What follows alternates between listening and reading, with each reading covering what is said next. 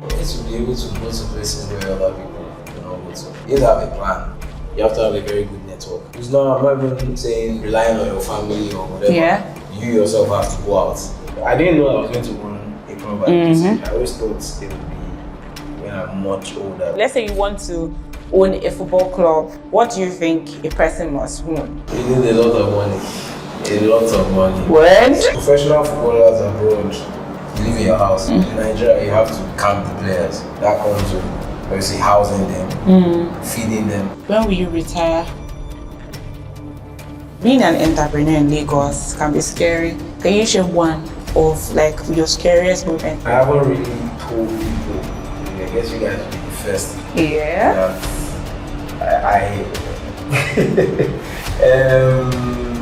I wasn't going to tell anyone, but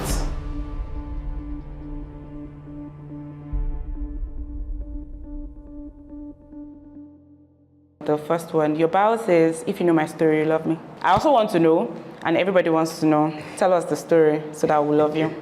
My journey from being a kid to where I am right now. I think when I tell people the sort of things I've been through, the sort of things I've seen, the sort of struggles I've faced, the sort of victories I've gotten, Yeah. I think they'll end up loving myself. I always tell people from the start, I wasn't actually a good footballer at the start. I think it was when I was just about to get to secondary school, that's JS1. Because you know some people, you can tell already from young kids that this one can play or this one is going to have a future. There wasn't really, you couldn't say that. I mean, I got into the school team for my primary school, but I just thought they just picked me just for picking sake. But when I went for the common entrance exam into my secondary school, so we have to always play football, part of integrating kids just to see like what they're like in a large group, and there was about like 100 of us playing on one pitch with one football, and I stood out, and the school team coach, the PE teacher was like, you are good though, that when you come to the school, definitely want you in the school team. So I remember telling my mom, telling my grandma actually took me to go and buy football boots. This was in Lagos Island. To show you that, because I grew up with women, so there wasn't really any need for sports. Very traditional women, just go to school. All that. So my grandma and I went to Lagos Island to buy football boots. We didn't even buy the actual right football boots. We just bought something similar. Of course, that meant a lot to me because it was my first pair of football boots. So I was excited. So on getting to White Sands, a lot of people we would play football. A lot of people were hyping me up. This guy is good. It was a new school, so there weren't that many of us. So it was very easy for me to stand out. School team coach was already putting me in the senior team. I was already I wasn't a starter, but I was there. And out of all the juniors, it gave me some sort of reputation.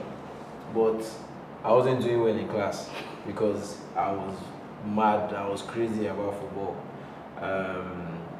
It got to the point that my mom had to come to the school and tell them that he has to stop. If he's not doing well in classes, that no football for him, and we stuck by it. I even tried to sneak. So basically, we had one game against BIS. We had gone to their school, and I was like, okay, this one that we're not playing in school, because we're playing away, they will let me play. They didn't allow you. They knew the kind of mom I had, so I had to sit up in school, and then eventually my grades picked up. I could get back into school, but also I was a very naughty boy. I used to get into a lot of trouble. Interesting. A lot of trouble, the me now, and if you had seen me back then, and you see me now, you'd be like, what happened? I was always sent out of class, go and kneel down. You don't have that vibe. I know, it's completely changed. I just remember one day I just sat myself down and I was like, there's no need for all this. It's time to buckle up and actually try and be something in life. And since that day, I never looked back. I went on to be the sports prefect I got a little bit closer to God because it was a Catholic school, so we had to go to church. Yeah.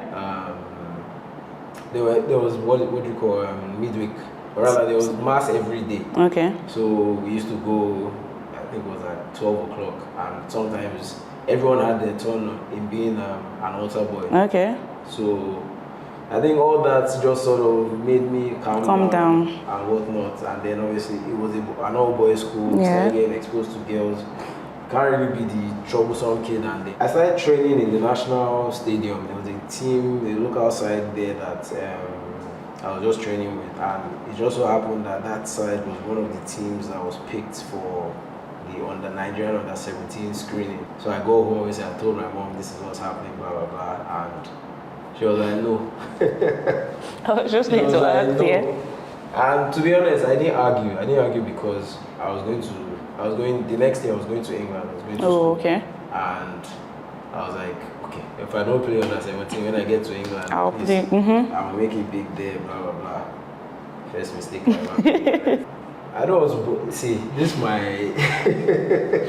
we can be here for. No, I mean it's your story, but it's. I'm enjoying it honestly, and I wanted to like chip in, but I didn't want to distract you because you basically answered some questions I was going to ask. But I want to cut you.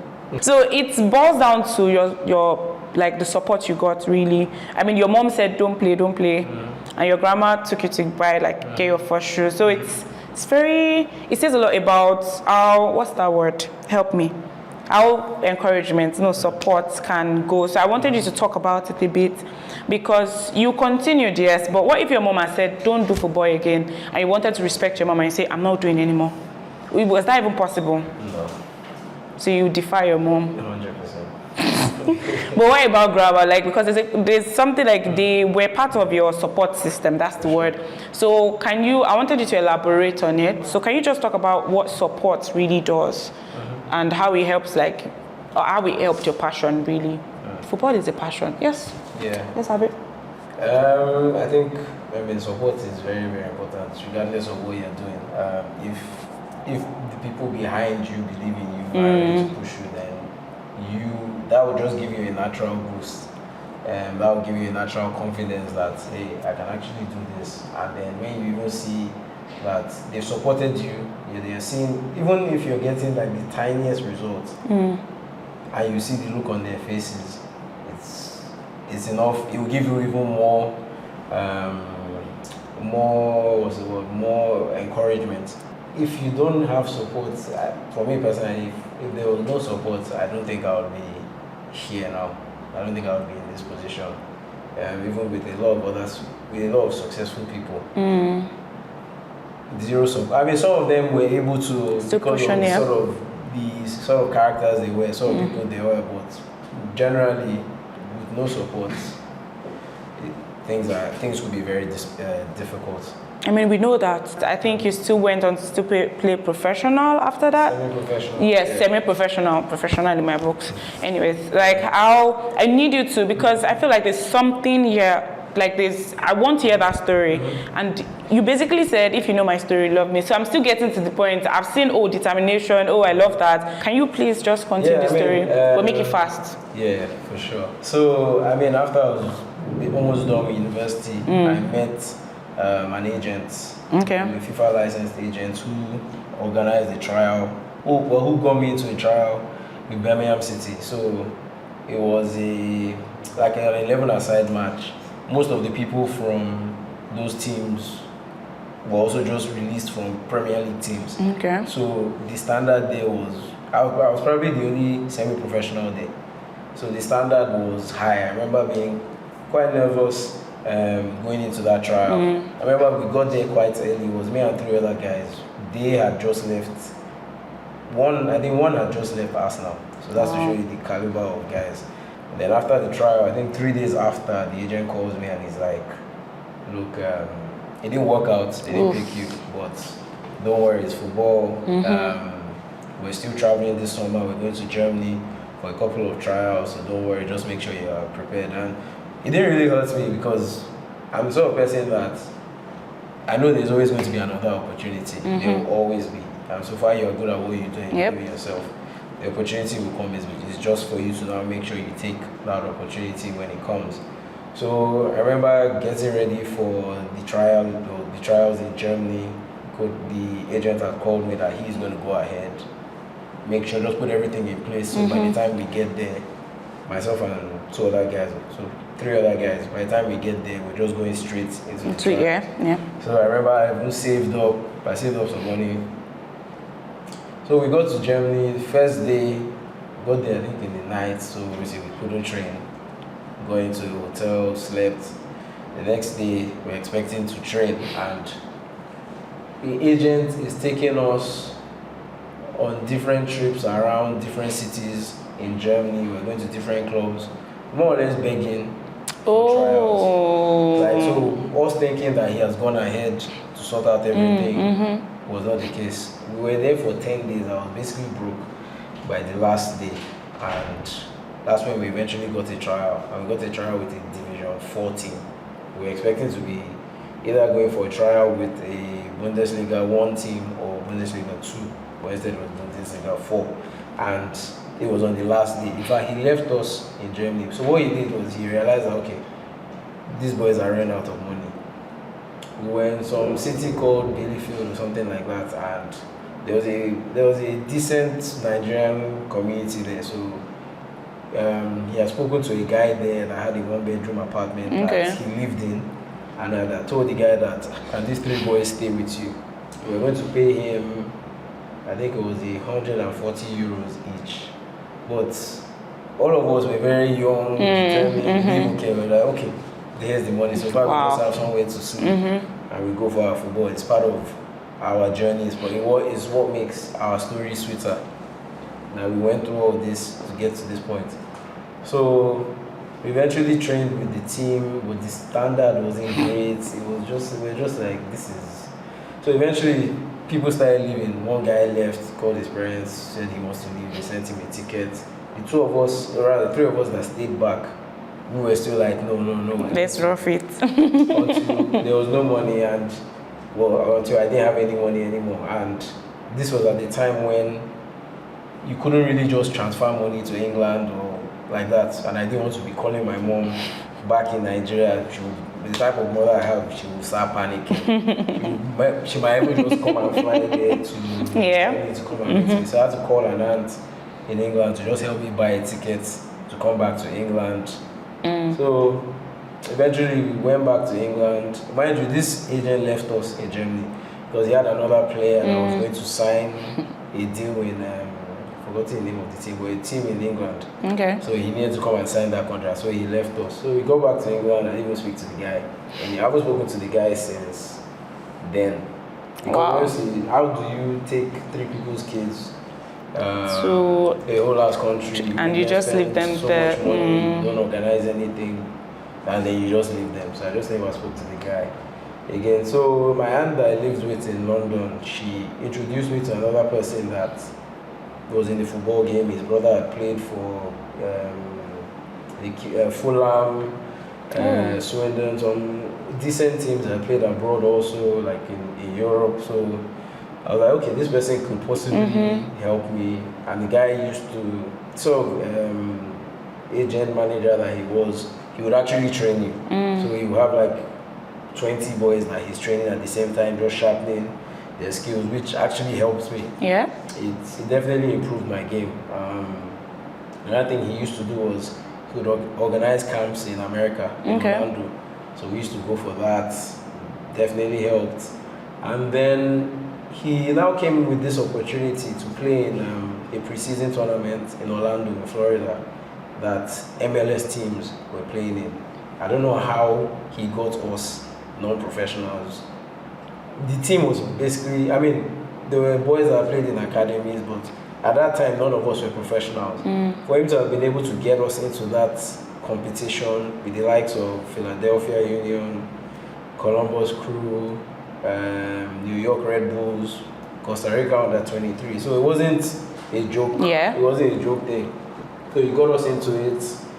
Remember, he had told us in August that we're flying, we're leaving in January. So everybody was prepped. preparing. I mean, that whole for like 6 to 8 months. No drinking, I didn't do anything. I made sure I got ready for it. Yeah. And I even came to Lagos that December. Everybody knows what dirty December is like. You didn't dirty nowhere. I went out, I went clubbing with my friends, but I was on water. Yeah. So January comes, we go back to England, we fly to Orlando. It was one of the best 2 months of my life because we were basically living the dream, like professional footballers. We're training every day. We're playing against other people that we used to see on TV or video games. So it was a fantastic experience. Even though we didn't win any game, but the experience. But the experience was, you can't. I wouldn't have gotten it anywhere else. And the other great thing was that all our games were recorded. So the guy was able to compile my own or everyone's clips. Yeah. Sent it to different places, and I got a tryout with a team in Scotland, Livingston. They were at that time they were in the Scottish Championship. Okay. So he told me again that you are going to get ready. But what he didn't say was that he didn't know when the trial was going to happen. So I just had to be ready. Myself and another guy, we just had to be ready. And I remember him calling me at like 11 a.m. that you and this other person need to go to this club. You need to be there. That day? You need to be there by tonight because you're training tomorrow morning. Sheesh. And my friend, luckily he was driving. So we drove from London all the way to Scotland, to Livingston. It was like a 6-hour, 7-hour journey. On getting to the team, they put us in a hotel. They made us feel very welcomed. Yeah. Exactly. So, and the trial was meant to be for 1 week. Yeah. So we ended up staying for 1 day. So what happened was we got to the training ground, and the first thing we saw was the coach releasing a player, and the manner at which he did it was very toxic. And that guy was a right back. Your position. He had seen that the person coming in, he was an Australian guy. I can never forget how the guy looked at me like, is this my replacement? Oh my God. I just turned my face away like, look, it's between you. You know, concern me really. And when we started getting ready, we noticed that the kit man, typical Scott, well, I don't want to say typical, but like very old school. He started with this uncomfortable jokes towards the other guy that came with me because he's a Moroccan guy. Muslim. So he started with all this, is there a bomb inside your bag? Oh, that's racist. Basically. And the guy that came with me was very uncomfortable. It was like, it wasn't even like a one-off. Oh. It was constant. He kept on saying different things, and the guy was uncomfortable. Even the agent that got us the thing was Muslim also, so we told him. And the guy was like, look, you guys just leave. Yeah. And I'll find something else for you guys. So we left. I mean, some people asked me that, but it wasn't you, they were being racist. I mean, if you can do that to that person, and the way they released that guy, I mean, it's a build-up. It's really build-up. Popular, YouTuber, streamer that was also at the club at the time, and a black guy, and the coach had put him on suspension, but he had to be coming to training. Oof. He wasn't allowed to train. We had to be at the training ground. So you're just sitting there. He's just sitting there, he's watching everyone else get ready, but he can't train. And if he doesn't come to training, he won't get his wages. Wow. I was thinking, is this what I want? This life. I want this for myself. So I ended up leaving. I would say I lost passion, but I was more like, I didn't want to train. When I go back to London, I was just like, this is wrong. But immediately, like, I psyched myself up that, look, you're still young. If you're still getting this opportunity now, it means that there's still something ahead. I remember that I started getting closer to God a little bit more again. I was going to church a lot more. My church was very close to my house. And this guy that I had met, the guy that took us to Florida and everything, he kept on telling us that, look, you have to basically claim what you want. So if someone asks you what do you do, just say a professional footballer. Okay. And that church was a very small community.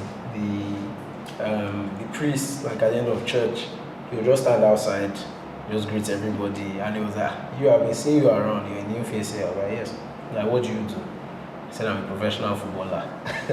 And he was like, "Oh, are you serious?" I said, "Yes." And just walking past us whilst that was going on was the owner of Gillingham, a professional football team, the owner's dad. Wow. And the priest was like, "Look, Peter, Lanre is a professional, but he's looking for a team." And the man was like, "Oh, okay, nice. Who have you played?" I said, like, "Can he get my CV and videos?" I was like, "Sure, no problem." And he was like, "He just lives up the road, Okay. really far from me." So immediately I ran home, printed out my CV, put the link for Videos. the video there, went to his house, put it there, and he was like, "Okay, just leave it with me. He'll talk to his son." So maybe like a week or two passed. I used to see him in church, so he'd be like, "Just hold on, just hold on." So one morning I woke up to a voicemail rather, and it was from a guy called Peter Taylor from Gillingham Football Club, and he was like, "Oh, they got my CV, they would like to invite me for a one-day trial." So I was like, mad. But I quickly Googled who he was before I called back, and I saw that this is a former England manager. He was a caretaker manager, but England national team manager. And I think he was even the one that gave David Beckham his debut, I think. I can't remember. I was like, "Okay, cool, come in tomorrow morning." He told me the time to get there. Like, training starts at 9, so obviously I should get there by 8. Me, I was excited. I don't think I slept all the night before because I was just thinking about all the struggles I had faced. And at this time I was just 27. At 27, you don't really get this kind of opportunity. So I was like, this one I'm going to grab it with everything. So I remember getting to the training ground, I think by like 6:37. That was the first day. Like even the players, they all met me there. I was just sitting down there. But like from the moment when I got there, when I was seated, I changed. To when maybe the first couple of players came in, it was like the longest time of my life. I was just thinking about everything, just my legs were shaking. But the players came in, made me feel comfortable. They asked me, "Where are you coming from? What team?" I told them where, and they were like, because the level was quite low. Yeah. So they're like, "Okay, it means if they had told you to come, it means there's something about you." We got on the training pitch. We did like light warm up. Like, we even did like this, we were just throwing the ball at each other. We now went into a 7-a-side game, and the coaches were like, "Look, it's you people that will pick yourselves." So they asked 2 guys to pick, and I was the first pick. Wow. I don't know, maybe because I was the defender, the person wanted the defender, so he picked me, and played the game. I would say that try I actually killed it. Like, I killed it. Like, everything I did was spot on. I got all my touches right, passes right, heading, because I don't know where I got power to be jumping over guys that are like 6 foot taller than me. I mean. So at the end of the trial, at the end of the day rather, they invited me to the coach's office with the Peter Taylor, the head coach, and they're like, "Look, we like you. Sorry. We want to see more of you." I was like, Okay. So they told me to come the next day, and as I left the training ground and the train back home, I called my mom, called my coach at my club at the current time, that these people want me to come back, oh, this is mad, blah, blah. Everybody was very happy. And it just so happened that day was a friend's birthday, and we just went for dinner. The mistake I made was, after that sort of training, because it's very intense, I should have just gone home, relaxed, slept. Good. But I didn't. I was like, this is my friend now. Good. I'm not going to drink. I'm just going to be there. I won't spend too long and then go back home. I didn't spend too long. I went back home, slept, woke up early the next day, was the first at the training ground again. And then halfway through the session, this part I pulled it, but it wasn't like it was a deep. It was something that would take maybe 3 or 4 days to recover because I've had it before, but I couldn't move again. I couldn't move properly. So I mean, I tried to hide it, but when they were like, "Look, we need to do a shooting drill," that's when I was like, "Look, It I can't can't work. shoot because I won't be balanced well enough. I would look terrible." They were like, "Oh, no problem, no problem." I went to the physio. The physio checked it. I told the physio what it was, and he was like, "Yeah, it's true that just take a couple of days to recover." So I spoke with the Peter Taylor man again after, and he was like, "Look, we would have signed you immediately now, if not for your age, but we just want to still see some more of you." Sorry to cut you. Age, like you're too old or too young. So at 27, there's not much you can coach a 27-year-old. You can learn some tactics and whatnot, like your skills and whatnot. You can't really. So he was like, "Look, but we still want you to come back." Okay. So once you've healed up, call me and then you come back. I was like, "Okay, no problem." And I mean, I was a bit sad because I got injured. But I was like, they told me to come back, so it's not completely. Yeah, it's not over. entirely bad, yeah. But within 1 week, they had sacked the head coach and they brought in a new coach. Oh, and no. The team was in relegation, and the new coach was like, "Look, I don't want any new players. I just want to stick with this squad and get out of the relegation zone." That's why I'm like, if you know my story, you'll love me because it's sort of things I've been through getting up to this point. Other people would have probably given up. Yeah. Sports, I don't want to hear. Football, I don't want to hear. But here I am, managing sports people and even owning a football club. Yeah. So, wow. Yeah. Let's clap. That was deep. Because you've been talking a lot about being a footballer. So now let's talk about how you moved or your transition from being a footballer. You're still a footballer. Yeah, you mentioned you still play. No, like you still play for yourself and by yourself, with yourself. So, so you're still a footballer. And how did you move from being a footballer, or how did you mix being a footballer and being an entrepreneur together? What like inspired that change or that movement? I think I was always going to end up either being. I was always going to end up in sports, to be honest. Like, that was always the plan. Like, once I'm done, I would either transition into being a football agent or a club owner or a sports agent. And it just so happens that I'm doing all two at the same time. Yeah. Well, obviously, the sports agents came first because towards the ending of my career, started realizing that a friend of mine who started the club, who also manages the video, Issa Sika. So people we've been hanging around with, we started having access to footballers. And for me, it was like our Nigerian footballers or African footballers or sports stars are not treated the same way the Europeans or the Americans or the South Americans are. Like, there's a gap. They're not packaged the same way. The same way. And that with this extra packaging, they can actually command more from their clubs. Because if like a certain player is coming to this club, they know that if this guy comes to our club, the following he's going to bring is going to be massive, and then just the way he carries himself will be a good example or a good ambassador for the club. And I just thought this is the best time. Like, now that we're still young, we can still run around, up and down, travel up and down. There's no better time to start this. And I think it was 2019. Towards the end of 2019 when we started Plug Sports. Okay. And we signed our first player, Henry Onyekoro. Okay. December 2019. And then I came to Nigeria in 2020 to just set up the business. But then I got stuck here. I got stuck here because of COVID and NSAS. So, and then I thought to myself, the opportunities are here.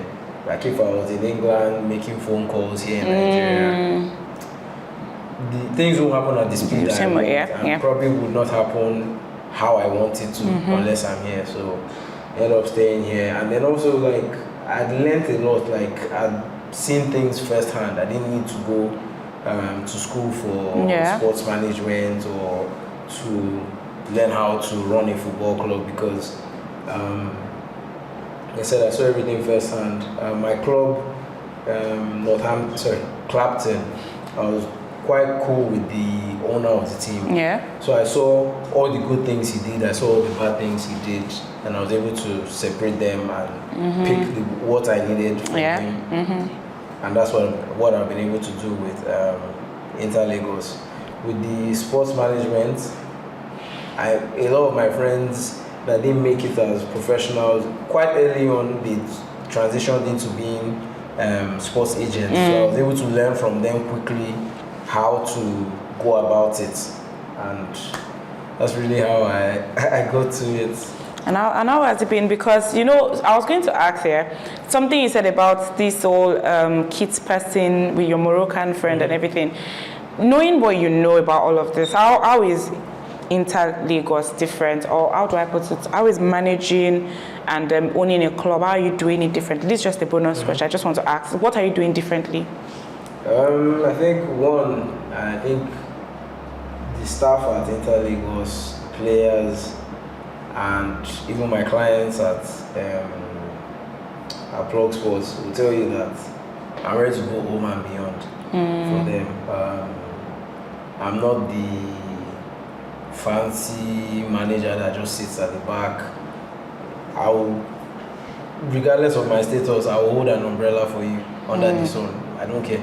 So far you are happy, then I'm happy. So I think that's the difference between myself and other agents. I'm ready to go to places where other people won't go. And that's where sometimes I get to see the talent, or I get to see how, okay, this is how it's done here. So all that little experience has made the difference in me. I mean, that's amazing. That's applaudable. Now, I want to ask about Inter Lagos more. Let's delve into it more. Talking about the club itself, why did you already mentioned it, but I want you to like explain it better. Why did you, or how is the market here in Nigeria like, or in Lagos like? Yeah, sure. So I didn't know I was going to own a club at this age. I always thought it would be when I'm much older, maybe mid-40s, but the opportunity has come at age 33, which it's crazy. There's a lot on my shoulders, a lot on my head, but like I said, I got a lot of experience early on, which has helped me. And also with the fact that I manage some of like top athletes here in Nigeria. So when people heard about it, more or less, when they heard about Inter Lagos, there was already a lot of clout around it. So person's manager owns a football club. And because of these people, I already knew, because of my clients, I already knew people in the system here in Nigeria who were able to help me navigate, and this is what you need to do, this is what you don't need to do. Some good advice, some bad advice. So see, I just took the good advice, and myself and two other guys, Olumide, Fire King, Katumi Aliu, started Inter Lagos together. Start deep. You didn't answer my question fully, but okay, I'll let it slide. I'll let it slide. As you already know, I'm here with Lanre, and is the owner of Inter Lagos. I'm so honored to be in his presence. I am so, oh my god. But what he said earlier that I just wanted to point out, I wanted him to like explain further. He was talking about the fact that I got advices. He said good and bad, and he picked the good. So how did Lanre know that the advice he got was good, and how did he pick the good one, and what were those advices? I mean, it was pretty obvious. Some people said, don't join the Nigerian league. There's corruption. They are not organized. There's just so many things. The referees and all that. That's why I tagged as bad. Good advice is the league is getting better. More coverage. They're discovering more talent. So this could be the best time for you to enter. Start, We decided, myself and my two other co-founders, decided at that time. Can you can we talk about the unique opportunities that lies, like the good? I don't know. I really don't want us to dwell on the bad, but it helps when you're talking. So the good, the bad, the unique opportunities that comes with owning or running a football club here in Nigeria. So Nigerians are always looking for something different to do. Like apart from like people our age, apart from going clubbing, dinner, lunch, beach, Sleeping, looking for other ways to have fun. Why don't we have fun at a football match? We don't have that sort of culture here in Nigeria. Yeah. If you build it, it can end up being something fantastic. If you give people an experience they like, they'll keep coming back. Word. They will definitely keep coming back. And then also, obviously, how you treat your players. A lot of Nigerian clubs don't treat their players well. They don't. Some of them are like, if we over-pamper them, Nigerian players, if we over-pamper them, they get relaxed, they start playing nonsense. But no, they are human beings at the end of the day. Yeah. I wanted to play professional football. I know how I wanted to be treated. That's why I'm treating my players the way I'm treating them now. Like, for me, I don't mind whatever I need to do to make them happy. Let's do it. We'll do it. So, I think that's the unique way. So you know when you want to make a drink, say, I don't know, maybe Long Island. Maybe no, that's when you want to make a drink, juice. You get orange and everything, and the cup and everything. So now give me the ingredients or the key ingredients to like owning. Is that something? Yeah, now you're cooking now. Yeah. You're cooking. So let's say you want to own a football club. Let's say Nigeria, please. Let's make it very, very realistic. What do you think a person must own? Like, you need a lot of money. A lot of money. Word? It's not easy. It's very different here. Like professional footballers abroad, you live in your house. In Nigeria, you have to camp the players, and that comes with obviously housing them, feeding them. Like we at Inter Lagos, we feed our players twice a day. Pay for light bill, water bill, DSTV. Yeah, we basically cater to they're so regular. It's very capital intensive. We don't have enough pitches. Most teams don't own their own ground, so you have to go and rent where you play your games, where you would train.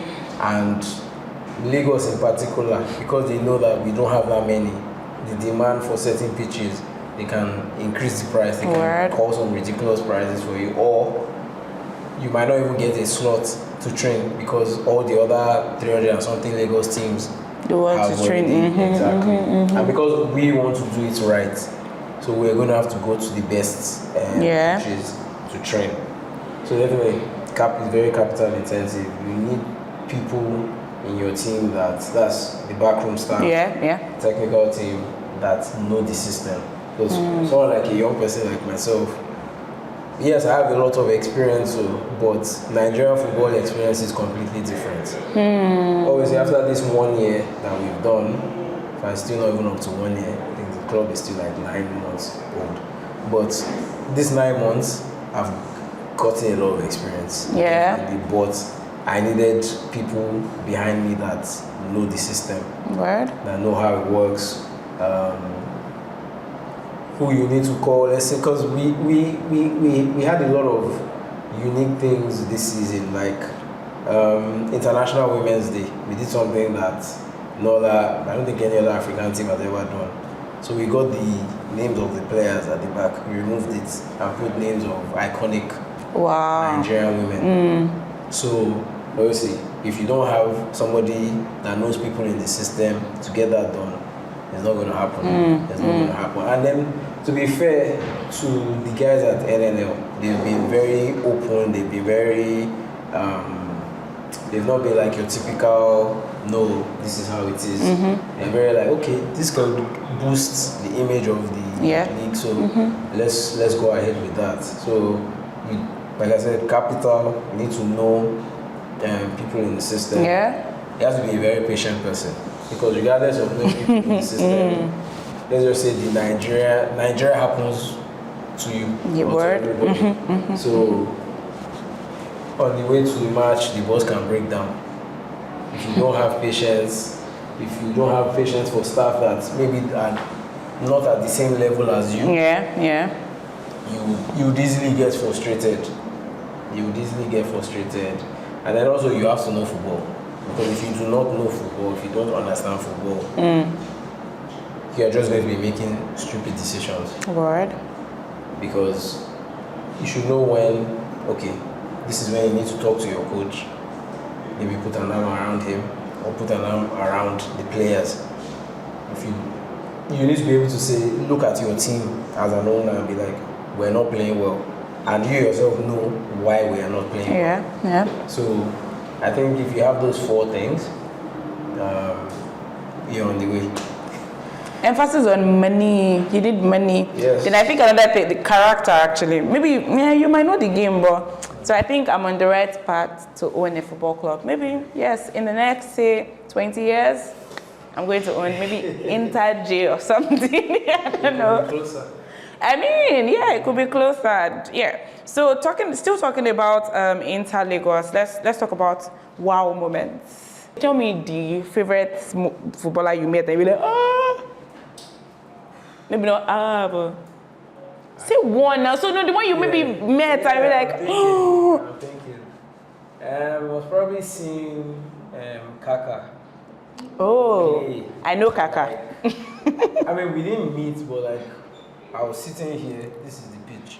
So I could see him running up and down. He had just moved to Orlando City. Okay. Yeah, I think from, I can't remember if it was Real Madrid or AC Milan. But seeing Kaka in person play, because it's very different seeing him on TV. Yeah. But seeing the actual guy running up and down was like, oh, mad. I mean, I'd probably gotten to meet him, but my team, we left before the match was on. Because we just came, I think we were playing the team that we were playing against the next day or something. So you just wanted to... Yeah, just... Scream it! But I think definitely if I meet... When I meet David Beckham, yeah. I think you just like David Beckham. You really do like him. That's the person that made me fall in love with football. We'll talk about it. Wait, I want to ask you about the Beckham, but let me ask about your career with Inter Lagos and say managing as a manager. Let's go. Whilst I was playing, I think scoring against Villarreal, they were under 18. That was, I can't even explain that feeling. It was, you can't explain it. What else? Because I know the couple were obviously going to Gillingham and training with them. That was an amazing feeling.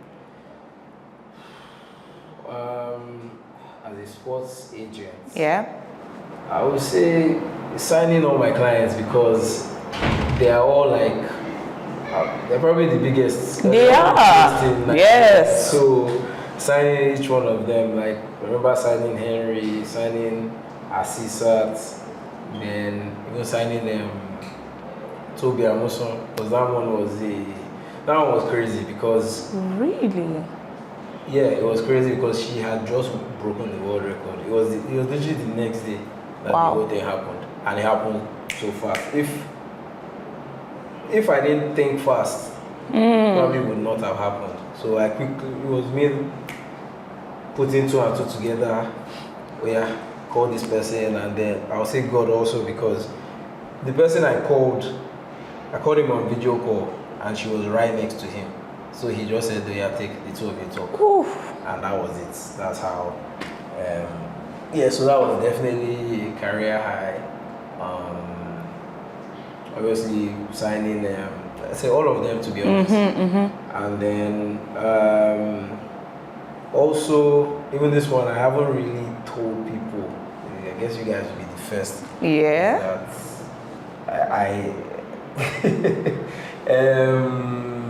I wasn't going to tell anyone, but one of my clients, I've gotten that client the biggest sports endorsement deal for a Nigerian athlete. Ooh. It was done recently, very recently.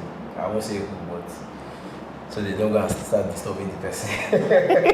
But yeah, it's no. When I did that deal, when I signed it, because the person told me to sign, and I signed it, I was like, wow. Wow. Okay. this is huge. And then for Inter Lagos, starting the club, it was definitely a wow because I had to like pinch myself and be like, you actually own a football club. That's crazy.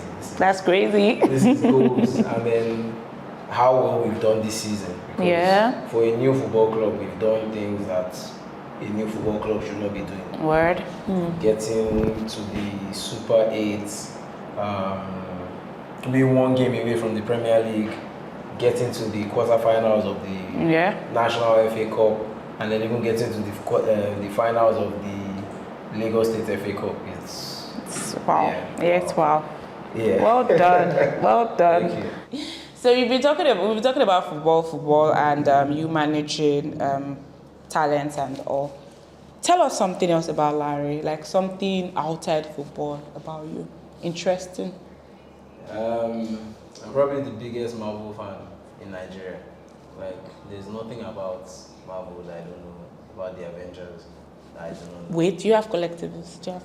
No, but like, a lot of the movies are rinsed. Like, I can tell you, like, even like the Easter eggs that you see in the movies, and I go on YouTube and I watch stuff about it. Like, there's this guy on YouTube, Canadian, that I've seen every single thing he has posted in regards to Marvel. So after I watch a Marvel movie, I'll go and watch his video. He'll point out this, and then I'll go back to the movie. Like, and I'll be looking for it, and be like, I mean, little details like that from okay. Marvel movies, I can tell you, or even DC, but DC make trash movies. The comics are much better. I have, I'll let you have it, because keep going. So, yeah, I'm a huge Marvel fan. I watch a lot of series. I like going to the cinema, so like I could randomly I could decide this evening I'm just going to go. I'll go by myself. I don't mind.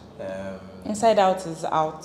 So did you like cartoons? Oh, you do? Yeah, I mean, I like cartoons. Do you know Inside Out? Not that type.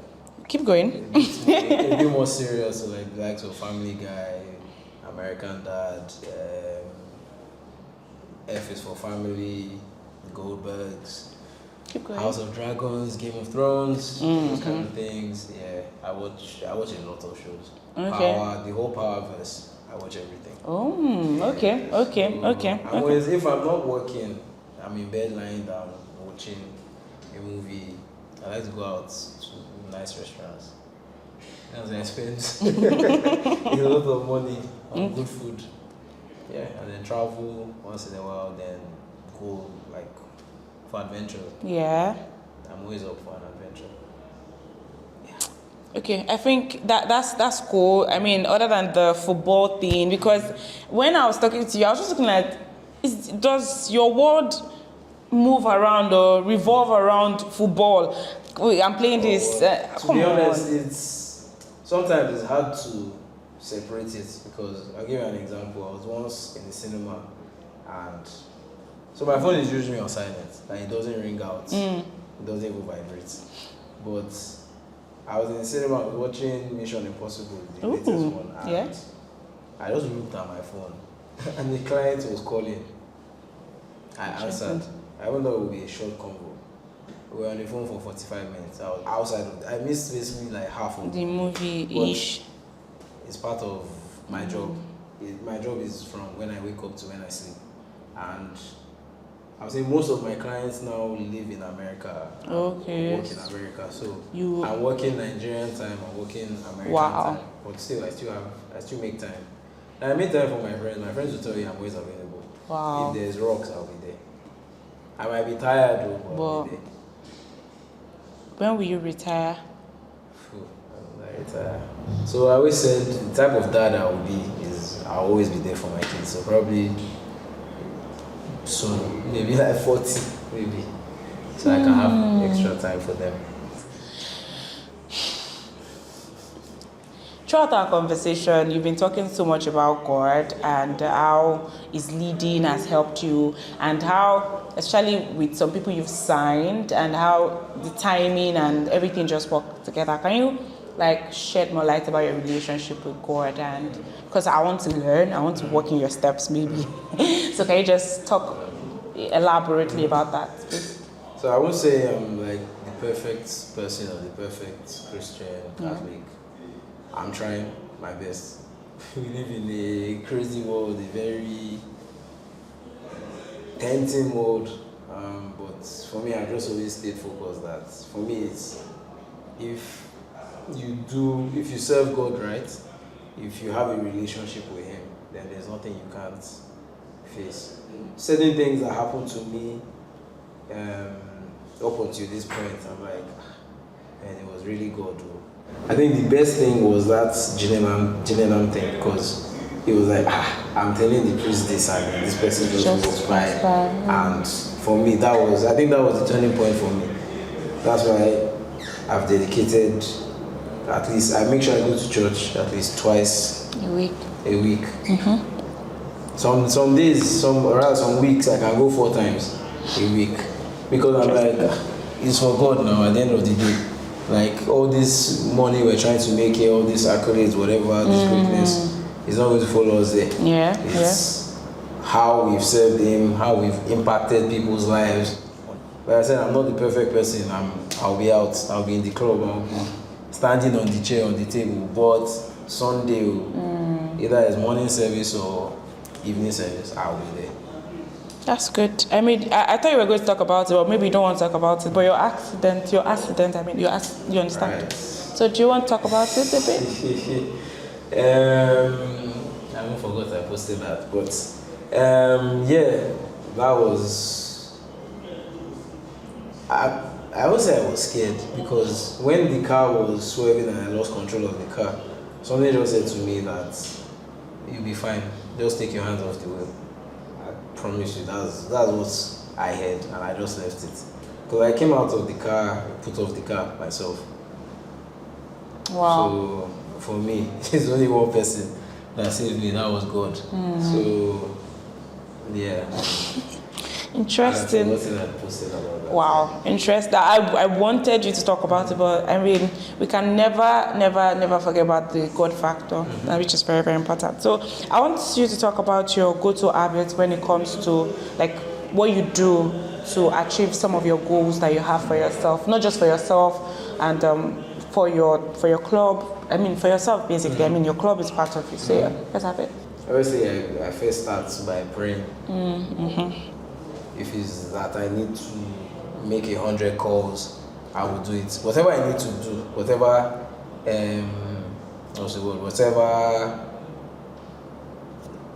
good thing. I don't, because when you say whatever, that means good or bad. Whatever good.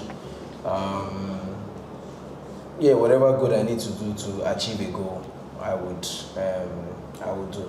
So I wouldn't say there's any. I wouldn't say there's any clear plan. I would rather just say, I'm a very determined person. So once I've said I'm going to do something, I will make sure I get it done.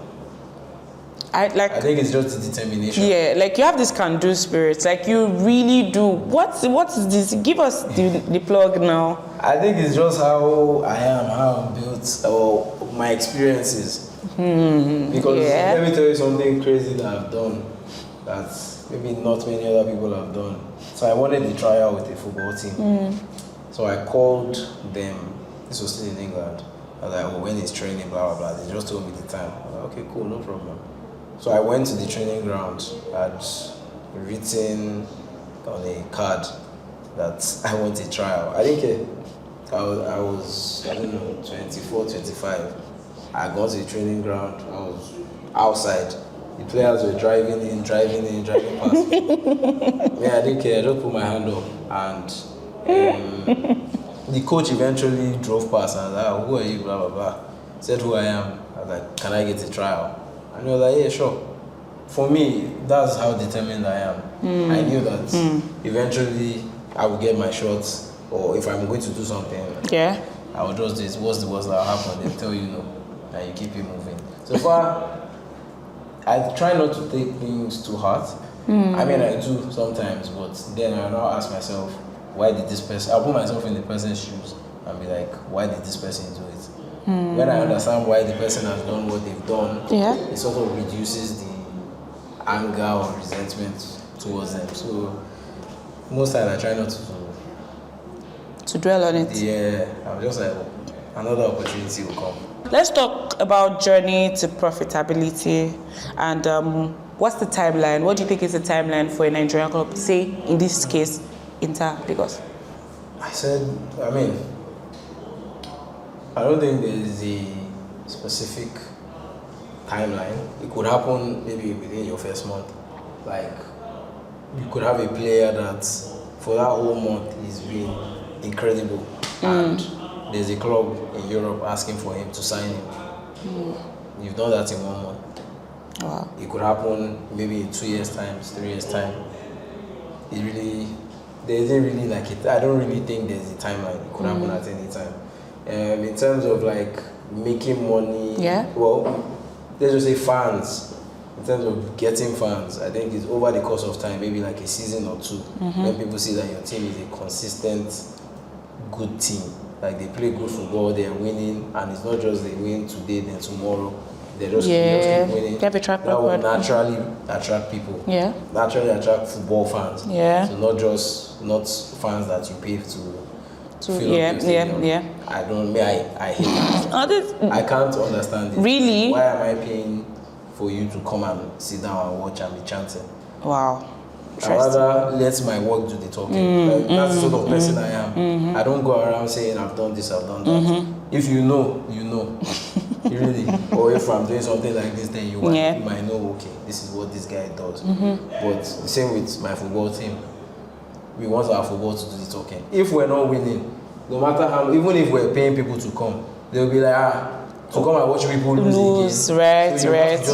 Winning and winning, that will naturally attract people, and then when you've now attracted people, that's when you can attract brands, because brands want to see numbers. They want to see people in the stadium.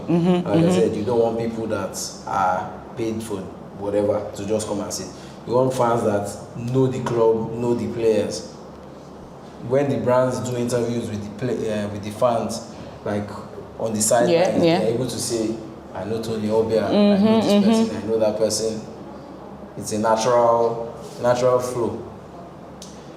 So that's for sponsorship. Yeah. And then in terms of selling players, like I said, that could happen within your first month. So I don't think there's a timeline. It's not like a manufacturing business. Where you can say, okay, we've produced X amount of products, then within 1 month we'll be able to. So I think that makes so much sense. And I've been saying well done a lot, but really it's a lot, because I wanted to ask you, or I'm asking you now, owning a brand in Lagos or being an entrepreneur in Lagos can be scary.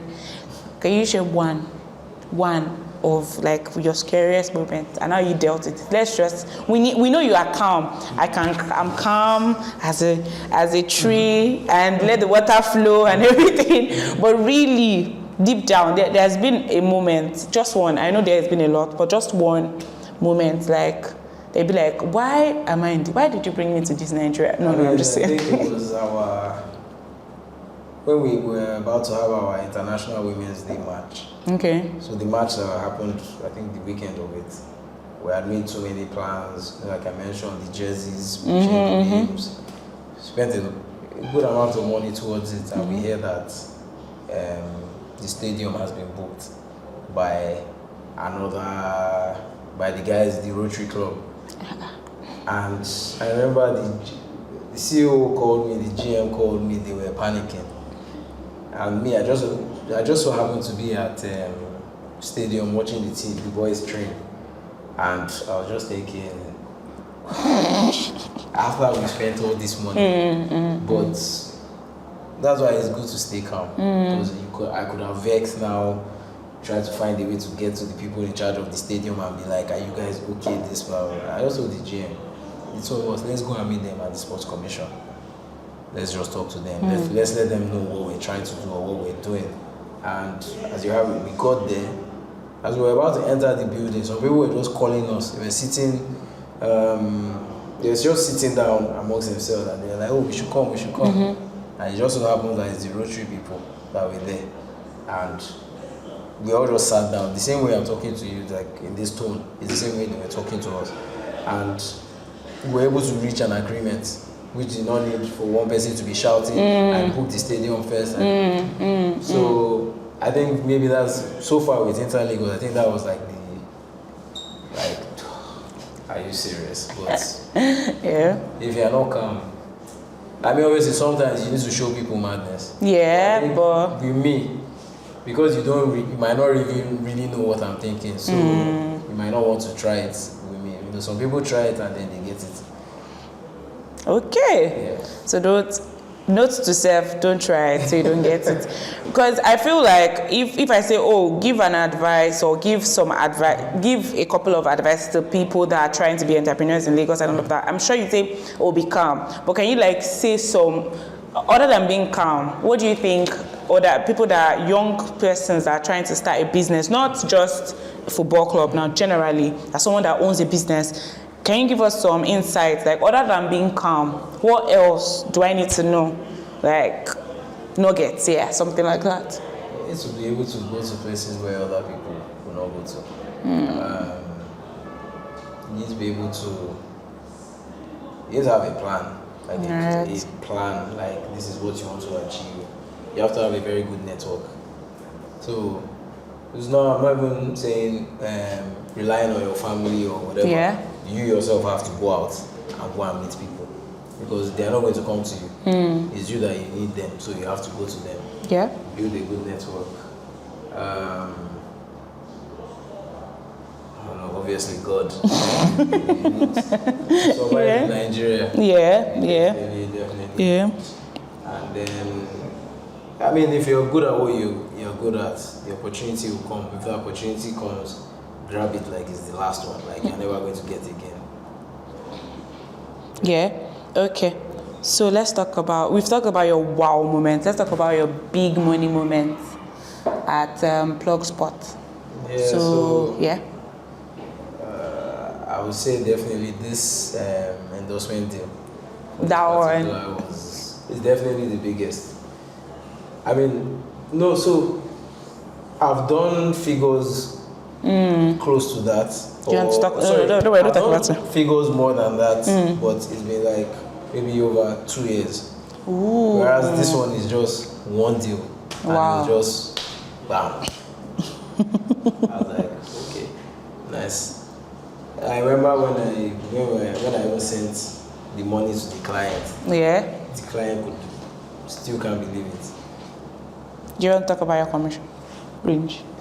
No, I'm just asking. My commission range. No, I can't tell you, but I mean, it's definitely not more than 20% because anything more than 20% is you are robbing your client. Thievery. Because at the end of the day, it's the client doing it's the client's talent that has been able to get you guys this deal. So anything more than that, I've heard of some sports agents collecting 40%.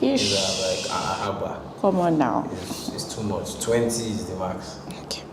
Okay. So while we round up, I want to ask like a couple, like maybe one or two more questions, and then we'll call it a day. So I'm a big fan of outside life and everything. So tell me your biggest, maybe not outside life, like the celeb. I won't say biggest celeb because you say you're celeb. Okay, let me not say celeb that you've played ball with, like maybe celebrity. Why do I keep saying photographer? Sorry, that's my footballer that you've like. Oh, okay. Football. That you've played with, yes. Skill level. I would say maybe Obafemi Martins. Probably. Ooh. There's a place I play at. Yeah. And he's there. He comes there. So I mean, obviously he's retired. He's old. But he's still there. He still has the skills and whatnot. I used to enjoy watching him play. He can run. Yeah. Can he still run? Yeah, he can still run, and let me big myself also. He was like, who is this person? Oh. This person can play myself, so. Oh, that's cool. I feel cool that a legend like him will say that. Yeah, I think it's probably. Yeah, I think it's him. You said it off camera, but I want to say it in front of camera. Who's your favorite, your favorite Nigerian footballer of all time? Odemwingie. Why? I don't know. He could just play. Like anytime I saw him in the squad, I was like, yeah, we're definitely going to win. Like, really? He didn't come across, even though he played in the Nigerian league, but he never came across as like someone that grew up in Nigeria or played in Nigeria. Yeah, actually. He always had that European flair. So I was like, this guy can play. Yeah, and he was fine. I'm just saying, he was a fine boy. Fine boy. I mean, yes, now why we watch, that's fine. Okay, so to ask my last question. What or who? No, let me not say who. Yeah, what is your biggest motivation? What drives you? What when you wake up in the morning, you be like, a new day to inspire, or what's it? And then also, do you have a mantra or something you say to yourself sometimes? So answer the question. No mantra. Motivator or motivation. Yeah. It's a couple of things, a couple of people. Definitely my mom, my grandma, that's my mom's mom. My future kids, because I don't want them to come and suffer. So Okay. I mean, they must live the kind of life. What my mom gave me, I should be able to give them. And she did well. She did well, to be honest. Did very well. And then the people that work under myself or people that I work with, definitely, I don't want to disappoint them. A lot of them have put a lot of trust and faith in myself. So when I wake up and I'm trying to make decisions, I'm thinking about them. That's apart from it being the best decision for myself, is it also the best decision for them also? I think that's... And then also Nigeria. Nigeria. Definitely, because a lot of opportunities that if I grew up in England, I moved to England when I was 18, but if I had lived in England all my life, definitely I'd have been a professional. But in Nigeria, we missed out on a lot. So I don't want a lot of people, I want people to also get those sort of opportunities. So like I said, the mistakes I made earlier here in Nigeria, or the opportunities I didn't have here in Nigeria, trying to create it for people here. I mean, I think we've had a very, very good time with Lanre today. Any question that you want to ask? I think I've tried, and it was amazing. Maybe now I'll take interest in football. Maybe go back to my old ways of playing football. Thank you so much for your time. It was really informative and enjoyable, and prying into his life, poking into it. I mean, I enjoyed the moment. So thank you so much. And until next time, Italawa. Honestly, to me, I think it's a blessing because he's a very influential person in the sports industry, and I'm honestly genuinely interested in sports. So it always feels like, I'm a very privileged person in the space. It's been very interesting. I've seen different aspects to life that I'm not normally used to. He's such a good boss, and I've learned how to be hardworking, how to be determined. I knew him before I started working here, and I always got a very cool, calm and collected vibe from him, and even as a boss, I think that's still what he is. So coming closer there's no change in the vibe I got from him originally. I can't outrightly say he's extroverted, I can't outrightly say he's introverted, but when he's with his people, he's in his zone and he's out there. Everybody needs to remember that this club was not a club this time last year. So considering everything that we made the Lagos State FA Cup finals, we made the playoffs to get promoted. We did a really good job in the space of about 8-9 months. Such a toxic-free environment where everybody's ideas are welcomed, and it's been very interesting, and I recommend him. He's a good boss. You're recommending him to? I can take a job. No, thank you. I mean, you said it's interesting. I like interesting. So, yes, I'll see you.